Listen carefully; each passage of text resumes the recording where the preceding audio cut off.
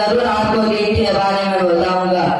नहमदुहु व नसल्ली अला रसूलिल करीम, अम्मा बाद, अऊज़ु बिल्लाहि मिनश शैतानिर रजीम, बिस्मिल्लाहिर रहमानिर रहीम, या अय्युहल्लज़ीना आमनु दुखुलू फिस्सिल्मि काफ़्फ़ा, सदक़ल्लाहुल अज़ीम। ऐ ईमान वालों, इस्लाम में मुकम्मल तौर पर दाखिल हो जाओ, यानी सर के बाल से लेकर पाँव के नाखून तक इस्लाम में दाखिल हो जाओ।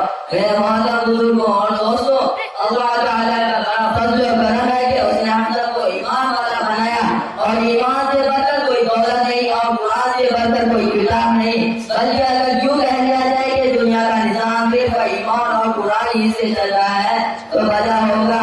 लिहाजा कुरान को सीखने और सिखाने में बहुत मेहनत करनी चाहिए। आज हमारे माशरे में जो बुराइयां, लड़ाइयां, झूठ, चोरी, ज़िना, बदमाशी, खाली चरगजुबानी, एक दूसरे को फंसाना, यह सब चल रहा है, यह सब कुरान को छोड़िए और इस पर अमल न करने का नतीजा है।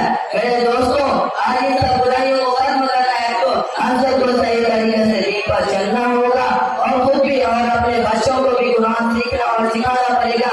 इसलिए मेरे नबी सल्लल्लाहु अलैहि वसल्लम का फरमान है, खैरुकुम मन तअल्लमल कुरान व अल्लमा, और कमा क़ाल अलैहिस्सलातु वस्सलाम, तुम्हें बेहतरीन वो शख्स है जो कुरान सीखे और सिखाए। दादा जान, वक्त बहुत कम है, नहीं तो मैं आपको कुछ और दीन और कुरान के बारे में बताता। माशाअल्लाह नाज़िम साहब, आज आपने हमें दिल का बोल बयान ऐसा कि मैंने पहली बार सुना है।